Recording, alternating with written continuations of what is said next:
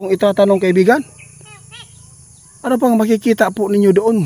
Mayroon pa bang mga pangyayari po sa mining dyan sa De Oro?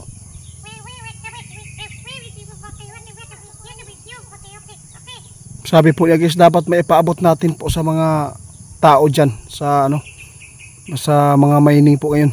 Kasi hindi lang po daw ganyan kalaki yung nangyayari ngayon, mas may darating pa dyan na mas higit pa. Asa napitan na siya?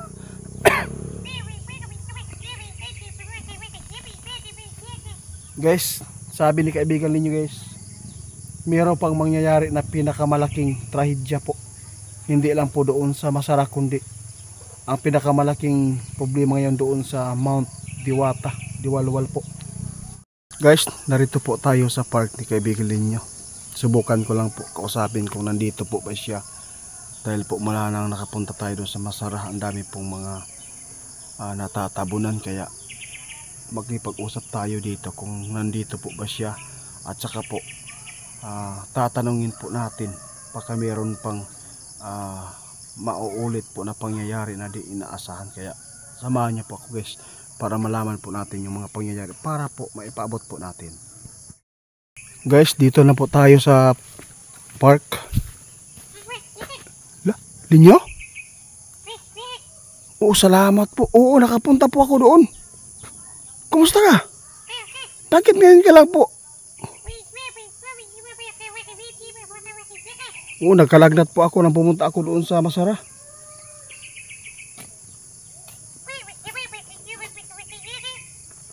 Ha? Sabi po ni kaibigan ninyo guys, maganda daw na umuwi tayo kaagad doon kasi po delikado na bumigay pa yung lupa doon sa Masara. Meron lang po akong itatanong kaibigan, ano pang makikita po ninyo doon? Meron pa bang mga pangyayari po sa mining dyan sa De Oro?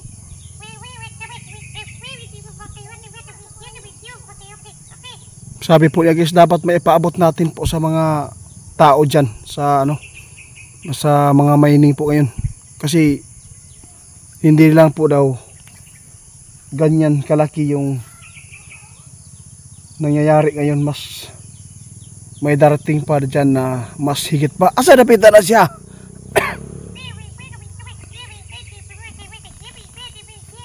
Guys, sabi ni kaibigan ninyo guys, mayroon pang mangyayari na pinakamalaking trahedya po.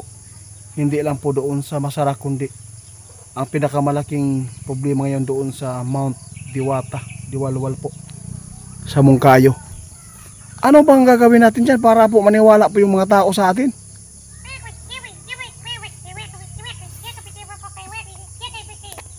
Ang sabi po ni kaibigan ninyo, gagawin lang natin na ipaabot sa kanila kung ano po ang nangyayari doon, kung ano daw mangyayari doon.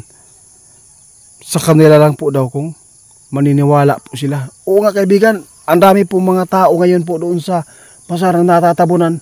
Sabi ni kaibigan ninyo guys, dapat po ay magdasal tayo at saka kung hindi po lilikas yung mga tao dyan sa Mount Diwata, Mungkayo, Diwalwal, mas malaki pa yung trahedya doon na darating kapag hindi po daw sila aalis doon sa area.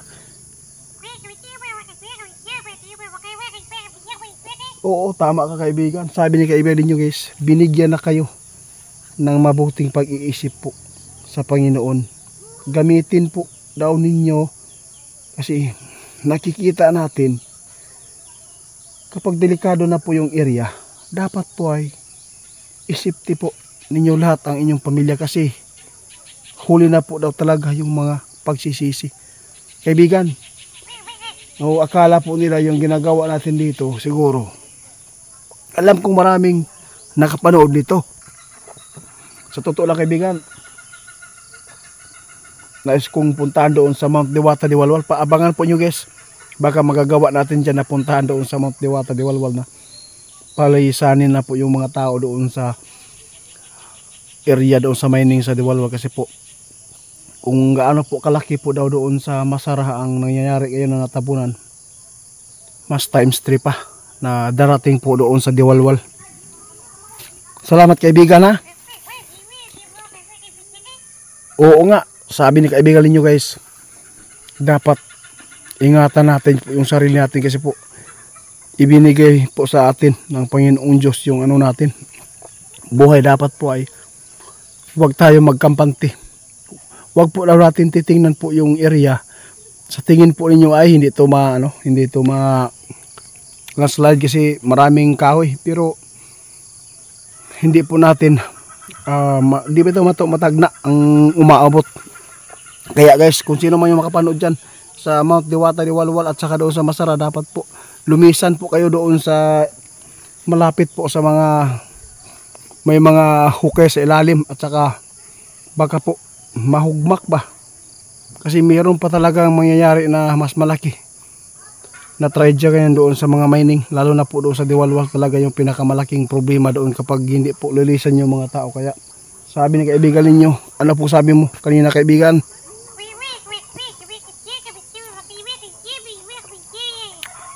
Gamitin po daw natin yung pag-iisip natin, nagbigay po ng Diyos sa atin. Kasi nalalaman naman natin na dangerous po yung area.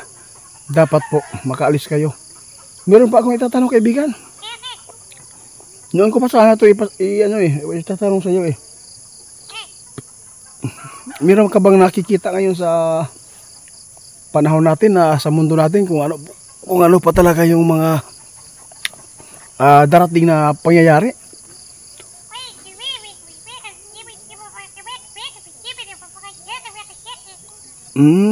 Sabi ni kaibigan ninyo guys, dapat po maghanda tayong lahat dahil po hindi lang po mga kalamidad yung ating masasagupa, kundi meron pa, lalo na po nagkakagulo na po yung mga tao dito sa mundo, lalo na po yung mga nasa taas po ng mga katungkulan dito sa mundo natin, kasi mas lalala pa yung problema dahil po ang iniisip po ng iba ang sarili lang po nila, hindi po nila iniisip yung mga tao nasa baba. Ang gusto lang po nila pride ang nangingibabaw. Kaya dapat guys, nagpapasalamat po tayo kay kaibigan ninyo dahil po andyan po siya, lagi po nagpaalala po. Dapat daw guys, magdadasal po tayo.